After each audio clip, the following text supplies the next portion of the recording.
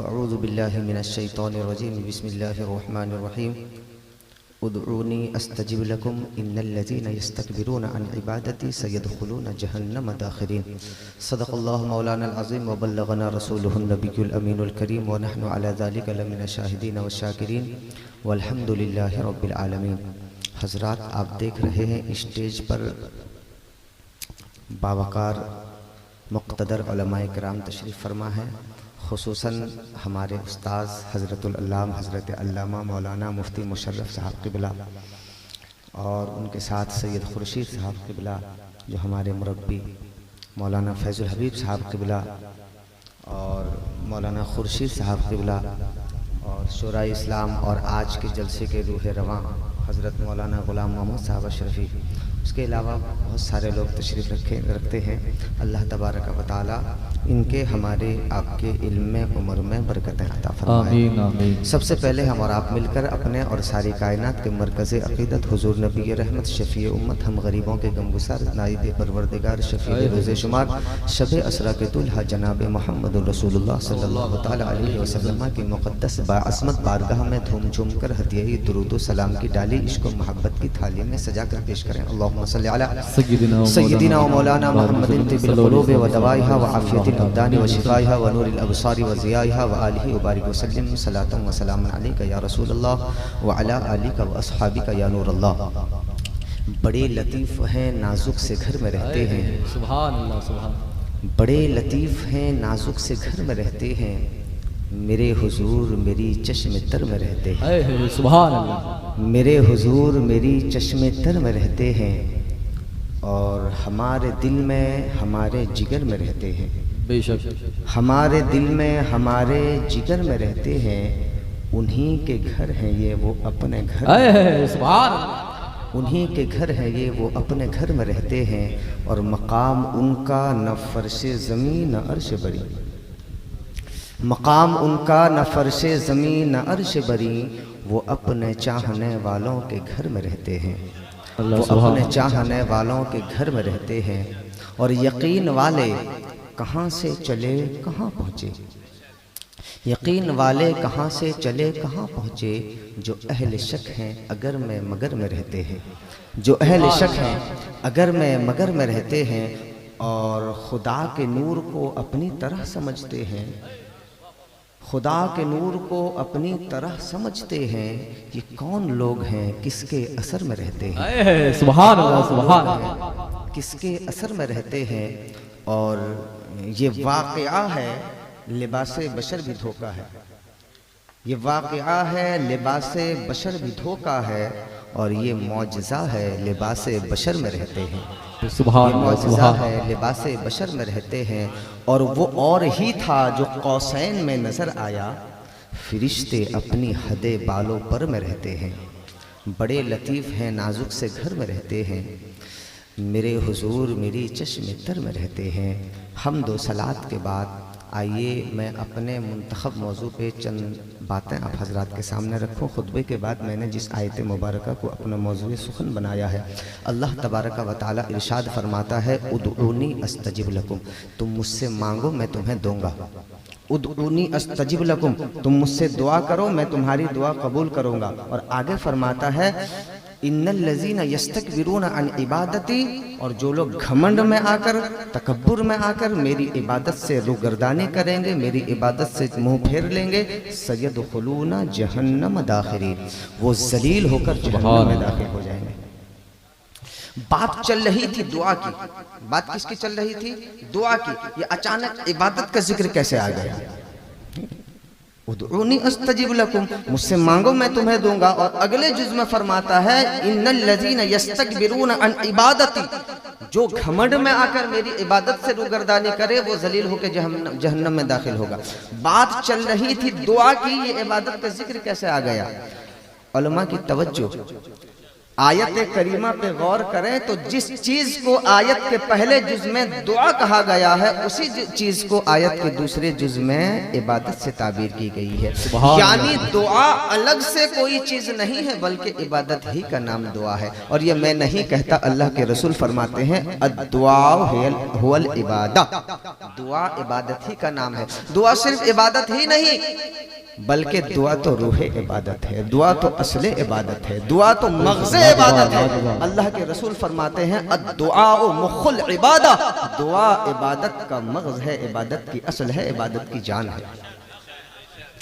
चूँकि ये शाबानुल मुबारक का महीना चल रहा है, अगले 2 दिन, दूसरे तीसरे दिन हम और आप शब बरात की जो रात है, मुबारक रात शब बरात है, वो आएगी इंशाअल्लाह। हम उसमें खूब इबादत करेंगे और दुआएं भी करेंगे। इसलिए मैं दुआ के हवाले से चंद बातें आप हजरात को बताकर अपनी बात खत्म करूंगा।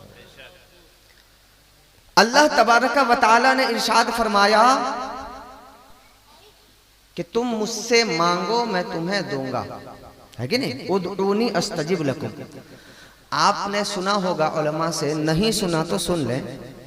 अल्लाह ने हमें आपको बल्कि इंसान और इंसानियत को पैदा करने से कर हजारों बरस पहले सबकी तकदीरें लिख दी है। सबकी तकदीरें लिखी जा चुके हैं। किसे क्या मिलेगा लिखा जा चुका है। कौन आलिम बनेगा लिखा जा चुका है। कौन जाहिल रहेगा लिखा जा चुका है। कौन मालदार होगा लिखा जा चुका है। कौन गरीब होगा वो लिखा जा चुका है। कौन खुश अकीदा मुसलमान होगा लिखा जा चुका है, और कौन बदअकीदा होगा लिखा जा चुका है। और जो लिखा है वही मिलेगा। जो आपकी तकदीर में लिखा नहीं है, आप 1000 कोशिश करें, वो चीज आपको मिल नहीं सकती। जो चीज लिखी है वही मिलेगी। तकदीर से ज्यादा वक्त से पहले कोई चीज नहीं मिलती। बेशक बेशक लाजवाब। तो जो चीज लिखी है वही मिलेगी। जो देना है वो लिख रखा है, और जो लिखा है वही मिलेगा। तो फिर दुआ का हुक्म क्यों है? बिला तमसील अर्ज करूं, अगर मुझे आपको जो कुछ देना हो, मैंने सब तय कर रखा हो, अब मैं आपसे कहूं कि जो चाहो मांगो, कोई बात हुई? भाई आपको तो जो देना है आपने उसे तय कर रखा है, उसे मुतय्यन कर रखा है, उसे लिख रखा है। अब दुआ का हुक्म क्यों दिया जा रहा है? समझ आ रही है बात मेरी? अल्लाह को जो हमें देना है उसने लिख रखा है, और जो लिखा है वही देगा। यहां रुक के एक बात कह दूं, जब जो कुछ हमें हमारी तकदीर में लिखा है वही मिलेगा, लेकिन एक हद तक इंसान को इख्तियार है। जो कुछ लिखा है उसे मिलना वही है, लेकिन ये इंसान पे है कि उसे हासिल करने के लिए वो हलाल तरीका इख्तियार करता है या हराम तरीका। ये इंसान के ऊपर है। इंसान समझ नहीं पाता है, वो ये समझता है कि अगर मैं नाजायज तरीके से, किसी भी तरीके से, हलाल और हराम तरीका हो, हराम तरीका क्यों ना हो, अगर मैं माल इकट्ठा कर लेता हूं तो मैं ज्यादा ले जाऊंगा। हरगिज नहीं।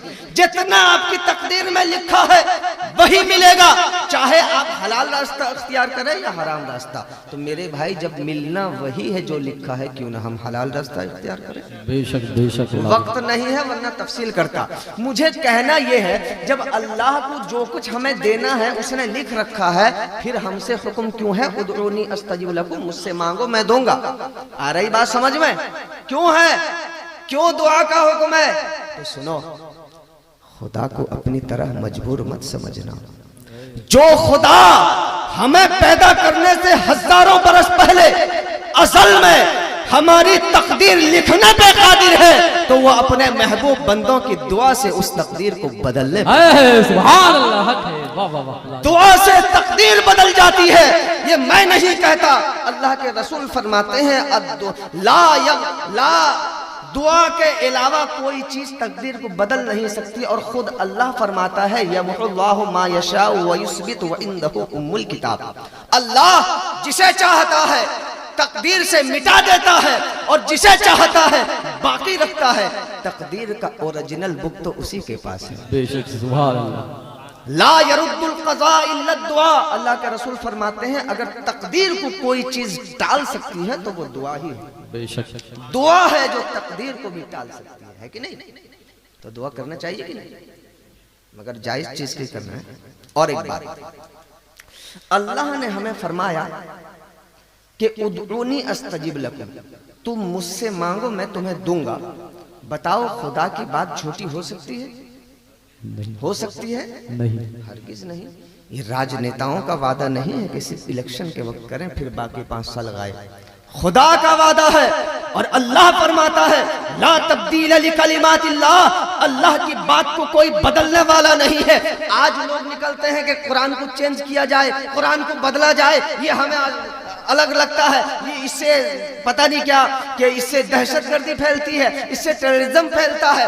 आप याद रखना अल्लाह खुद फरमाता है इन्ना नहनु नज़्ज़लना ज़िक्र व इन्ना लहू लहाफ़िज़ून, इसके नाजिल करने वाले हम हैं और उसके मुहाफिज भी हम हैं। बेशक सुभान अल्लाह सुभान। एक नहीं, अगर पूरी दुनिया भी इकट्ठा हो जाए और कुरान की एक आयत नहीं बल्कि एक ज़बर को बदलने की कोशिश करे, अल्लाह की कसम सब खत्म हो जाएंगे मगर एक ज़बर भी नहीं बदल सकते। सुभान अल्लाह सुभान। आयत बदलना तो बहुत दूर की बात, एक ज़बर भी नहीं बदल सकते। क्यों?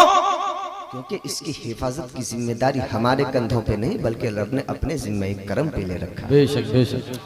तो मैं कहना ये चाहता हूं कि जब रब ने ये फरमाया है तुम मुझसे मांगो मैं दूंगा, तो ये बात गलत हो सकती है? हो सकती है? चांस है? नहीं हो सकती। अल्लाह का वादा झूठा हो सकता है? हरगिज नहीं। सूरज पश्चिम से निकल सकता है, दरिया का रुख पलट सकता है, खुदा की बात बदल नहीं सकती। खुद फरमाता है इन्नल्लाह ला युखलिफुल मियाद, अल्लाह वादा खिलाफी नहीं करता। ये तो उनके नजदीक है कि खुदा झूठ बोल सकता है, माज़अल्लाह। हाँ, ऐसे लोग भी दुनिया में मौजूद हैं जो ये कहते हैं कि खुदा झूठ बोल सकता है, और दलील भी कितनी मजबूत है सुनेंगे। वो कहते हैं खुदा झूठ बोल सकता है और उस पर दलील क्या लाते हैं पता है? वो कहते हैं कि बंदा झूठ बोल सकता है, अगर खुदा ना बोल सके तो बंदा तो ताकत में खुदा से ज्यादा हो गया। माज़अल्लाह मिन ज़ालिक। आप उनसे सबसे पहले तो ये कहें कि बंदा सिर्फ झूठ ही बोल सकता है। बंदा तो बहुत कुछ कर सकता है, चोरी कर सकता है, लुच्चागिरी कर सकता है, लफंगागिरी कर सकता है, पता नहीं क्या क्या कर सकता है। माज़अल्लाह के सारी चीजों को अल्लाह के लिए मानोगे वरना अल्लाह से बंदा बढ़ जाएगा। माज़अल्लाह हुजूर ताजुश शरिया ने फरमाया अक्ल चौपाई को दे बैठे हकीम थानवी, मैं न कहता था कि सोबत दे वो की अच्छी है, जो जुनून खुल्द में कव्वा को दे बैठे हरम, ऐसे जाहिल शेख जी की पैरवी अच्छी है। नारे तकबीर, नारे रिसालत, मसलके आला हजरत, जश्न ईद मिलादुन नबी। उन्हें ये बात समझ आई कि अगर बंदा झूठ बोले खुदा ना बोल सके तो बंदा अल्लाह से बढ़ जाएगा माज़अल्लाह। और ये बात समझ ना आई कि झूठ ऐब है और मेरा खुदा हर ऐब से पाक है। जो खुदा होता है वो हर ऐब से पाक होता है और झूठ ऐब है, खुदा ऐब से पाक है। इतनी बात समझ नहीं, ये उनकी बात है, लेकिन हमारा अकीदा क्या है? जमीन फट सकती है, आसमान टूट सकता है, सितारे बिखर सकते हैं, दरिया का रुख मुड़ सकता है, सूरज पश्चिम से निकल सकता है, लेकिन खुदा की बात बदल नहीं सकती। बेशक खुदा की बात बदल नहीं सकती। अब मैं आपको बताना ये चाहूंगा, पहले सवाल फिर उसका जवाब। जब रब की बात बदल नहीं सकती तो रब ने कहा है उदऊनी अस्तजिब लकुम, तुम मुझसे मांगो मैं दूंगा। हम मांगते हैं मिल जाती है? मिलती है? रब का वादा है कि तुम मुझसे दुआ करो मैं तुम्हारी दुआ कबूल करूंगा। आप में से कई लोग ऐसे होंगे 1000 बार कई दुआ किए होंगे लेकिन दुआ कबूल नहीं होती। ऐसा लगता है ना? जो चीज मांगते हैं मिल जाती है आपको, कुछ चीजें मिल जाती है, कुछ चीजें नहीं मिलती है। आ रही बात समझ में? जी जी बेशक। क्या मतलब है इसका? जवाब क्या है? ये तो मुतहक्कक है कि रब की बात बदलती नहीं है, रब का वादा झूठा नहीं है। जब रब ने कहा है मुझसे मांगो मैं दूंगा तो देगा जरूर, लेकिन हमें मिल क्यों नहीं? तो सुनो, यही बात बताकर मैं अपनी गुफ्तगू को खत्म करूंगा, क्योंकि बहुत सारे लोग इसमें गलत फहमी के शिकार हो जाते हैं और वो नाशुक्री के अल्फाज अपनी जबान पर ले आते हैं, कहते हैं मैं कई दिन से दुआ करता हूं मेरी दुआ कबूल ही नहीं होती। माज़अल्लाह मिन ज़ालिक। याद रखना खुदा का वादा है, तुम मुझसे मांगोगे तो मैं तुम्हें दूंगा, तुम मुझसे दुआ करोगे मैं तुम्हारी दुआ कबूल करूंगा, और ये बात बदल नहीं सकती, लेकिन तरीका अलग है। आप ये समझते हैं कि जो चीज मांगो मिल जाए यही एक तरीका है दुआ के कबूल होने का। नहीं, ये एक तरीका जरूर है लेकिन यही एक तरीका नहीं है, बल्कि अल्लाह अपने बंदों की दुआ 3 तरीके से कबूल करता है। बेशक बेशक। कितने तरीके से? याद रखना इसे। 3 तरीके से कबूल करता है और आपको सिर्फ उन 3 में से एक तरीका मालूम है। जब आपकी दुआ दूसरे 2 खानों में दूसरे 2 तरीकों से कबूल होती है तो आप जान नहीं पाते, आप ये सोचते हैं कि मेरी दुआ कबूल ही नहीं हुई। वही 3 तरीका मैं आपको बताकर अपनी बात खत्म करूंगा। पहला तरीका तो वही है जो आप जानते हैं कि बंदा जो चीज मांगे करंटली उसे वही चीज मिल जाए, दुआ कबूल। पहला तरीका यही है। बंदा मांग रहा है मौला माल दौलत दे दे, दुकान मकान दे दे, बेटा और बेटी दे दे, चीजें मिल गई, वो ये समझता है दुआ कबूल। एक तरीका ये है। दूसरा तरीका जिससे अल्लाह अपने बंदों की दुआ कबूल करता है वो ये है कि बंदा दुआ मांग रहा है मौला मुझे फलां चीज दे दे, फलां चीज दे दे, फलां चीज दे दे, लेकिन बंदे को ये मालूम नहीं है कि जो चीज वो मांग रहा है वो चीज उसके लिए फायदेमंद है या नुकसानदेह है, वो चीज उसके लिए बेहतर है या बुरी है, ये बंदा नहीं जानता, लेकिन खुदा को मालूम है। खुदा जानता है। मेरा बंदा तो ला इल्म है, मेरा बंदा नहीं जान रहा है कि जो चीज वो मुझसे मांग रहा है वो चीज उसके लिए कितनी नुकसानदेह है, वो चीज उसके लिए कितनी मुजिर है, रब जानता है। तो अगर वो चीज बंदे के लिए नुकसानदेह होती है तो रब अपने बंदे को वो चीज अता नहीं फरमाता, लेकिन उसकी दुआ को खाली भी नहीं जाने देता, बल्कि उसकी की हुई दुआ को अपने रहमत के खजाने में स्टोर कर लेता है, जमा कर लेता है और कयामत के दिन उसकी दुआ का उस सवाब की शक्ल में सुभान अल्लाह, सुभान। जानते हैं जब बंदे को कयामत के दिन सवाब का एक ढेर दिया जाएगा तो बंदा अर्ज करेगा मौला मैंने तो इतनी नेकियां नहीं की, इतना सवाब कहां से आया। वहां तो सब जान लेंगे ना कौन क्या किया है। तो बंदा अर्ज करेगा मौला मैंने इतनी नेकियां नहीं की, इतना सवाब कहां से आया। तो उसे इरशाद होगा सुन तेरी वो दुनिया में की जाने वाली ये दुआएं हैं जिसे मैंने दुनिया में अता नहीं किया था, आज के दिन के लिए स्टोर कर लिया था, महफूज कर लिया था।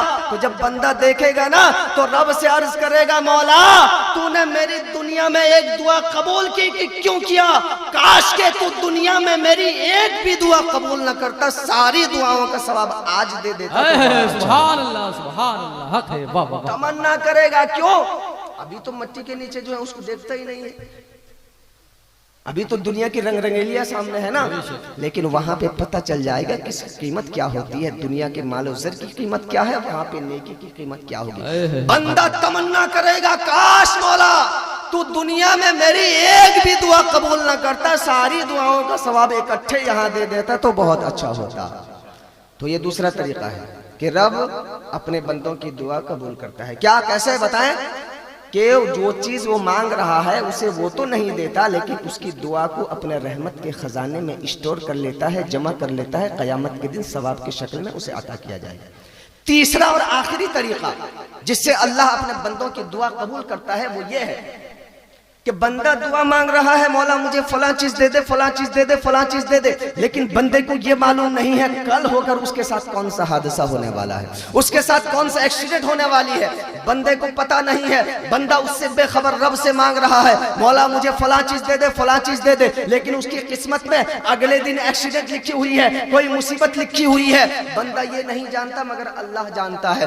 आप अंदाजा लगाएं बंदा जो चीज मांगता है अगर अल्लाह वो चीज उसे दे दे और कल होके उसका एक्सीडेंट हो जाए तो वो चीज कौन क्या फायदे की है, कोई फायदा है उस चीज का। रब कितना करीम है, रब जानता है कल इसके साथ कौन सा हादसा होने वाला है, रब उसे मांगी हुई चीज तो नहीं देता मगर उसी दुआ के मिकदार में उस पर आने वाली मुसीबत को टाल देता है। सुभान अल्लाह, सुभान अल्लाह। कितना अच्छा मुआवजा है।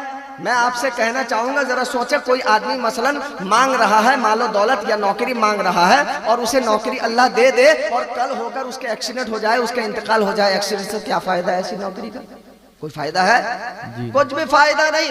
रब बड़ा करीम है, रब तुम्हें वो चीज नहीं देता बल्कि आपकी दुआ को उससे बेहतर तरीके से कबूल फरमाता है। ये मैं नहीं कहता, अल्लाह के रसूल फरमाते हैं मा मिन इमराइन यदऊहु बिदावा लैसा फीही इस्मुन वला क़तियतुर रहम इल्ला आताहु अल्लाहु इहदा सलास इम्मा अन यअज्जल लहु दावा व इम्मा अन यदखिरहा लहु फिल आखिरह व इम्मा अन यस्रिफ अन्हु सूअ मिसला। सुभान अल्लाह। जब कोई बंदा अल्लाह से दुआ करता है तो अल्लाह, लेकिन दुआ में एक कंडीशन है, लैसा फीही इस्मुन वला क़तियतुर रहम, उस दुआ में कोई गुनाह की बात ना हो, नाजायज चीज की तलब ना हो और रिश्तेदारी को काटने की बात ना हो। ये दो कंडीशन है।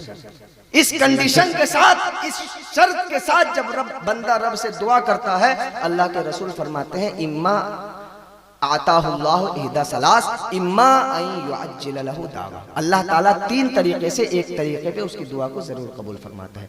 इम्मा अन युअज्जिल लहू दावा, या तो उसे करंटली वही चीज दे देता है जो वो मांगता है। व इम्मा अन यद्दखिरहा लहू फिल आखिरा, या तो फिर आखिरत में, आखिरत के लिए वो अपने रहमत के खजाने में जमा कर लेता है, स्टोर कर लेता है। व इम्मा अन यस्रिफ अन्हु सूअ मिसला, या तीसरी सूरत कि उसी के मिस्ल, यानी जितनी बड़ी दुआ है उसी के मिस्ल उस पर आने वाली मुसीबत को टाल देता है। सुभान अल्लाह। अब मैं आखिर में ये कहना चाहूंगा, अगर कोई बंदा कोई चीज मांग रहा है और वो चीज जायज है, फिर भी उसे नहीं मिल रही है, आज के बाद मायूस न होना, बल्कि ये इरादा करना मैं तो ये चीज मांग रहा हूं, मिल जाती तो फबिहा, और अगर नहीं मिल रही है तो इससे भी बेहतर तरीके से सुभान अल्लाह सुभान। अस्तगफिरुल्लाह ली व लकुम व लिसाइरिल मुमिनीन वल मुमिनात इन्नहु हुवल गफूरुर रहीम। अस्सलामु अलैकुम।